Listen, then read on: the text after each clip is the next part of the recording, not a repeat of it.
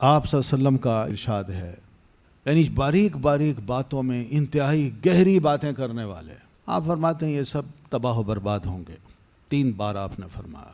تو یہ سختیاں ہیں جو دین کی دی ہوئی فلیکسیبلٹی ہے، آسانی ہے، بندہ اس کو پسند نہیں کرتا، بلکہ اس بات پہ فخر کرتا ہے کہ چھوٹی چھوٹی باریک باتوں کو بہت بڑا علم ثابت کیا جائے اور اس کا رعب لوگوں پر ڈالا جائے اور لوگوں کو بتایا جائے کہ یہ وہ تعمق ہے، یہ وہ گہرائی ہے جو ہمیں حاصل ہے، جو تمہیں حاصل نہیں، اس لیے ہم جو کہہ رہے ہیں اس کو مان لو اور مزید سوال نہ کرو۔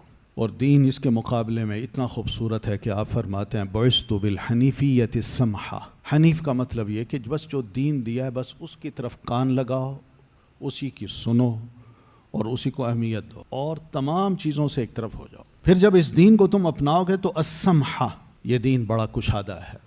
ہم اس میں تنگی کیوں پیدا کرتے ہیں؟ آپ دیکھیں نا کہ یہ بڑا اہم ایشو ہے جو ہم مسلمانوں میں ہر جگہ چھڑا ہوا ہے اور لوگ بیچارے آنکھیں بند کر کے اس پر عمل کرتے چلے جاتے ہیں۔ قضاء عمری کا مسئلہ ہے۔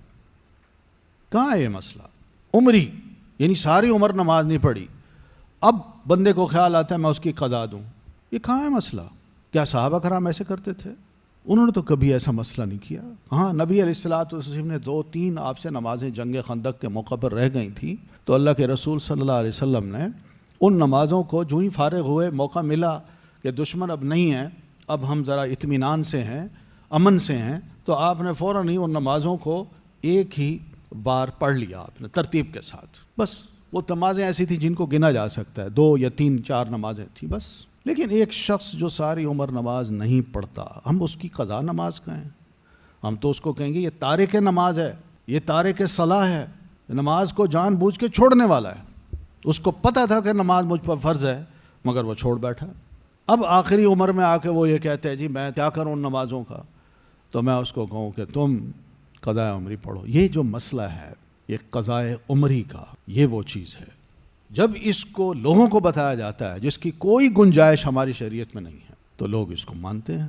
پھر یہ بھی کہ وہ قضاء عمری بھی کرتا ہے، پڑھتا ہے، اور اس کے ساتھ ساتھ اس کو فائن بھی کیا جاتا ہے جس کو کہا جاتا ہے فدیہ دو۔ سوال یہ کہ یہ فدیہ کس نے کہا ہے؟ کس نے اس کی اجازت دی ہے کہ آپ لوگوں کو یہ بتائیں کہ ہر نماز کا 50 روپے یا 25 روپے فدیہ ہے وہ تم نے ادا کرنا ہے؟ کیا یہ شریعت سازی نہیں؟ کس لیے یہ آیت قرآن مجید کا ایک حصہ بنا دی گئی ہے؟ ہمیں سمجھانے کے لیے کہ اگر ان کے یہ کرتوت تھے تو تمہارے نہیں ہونے چاہیے۔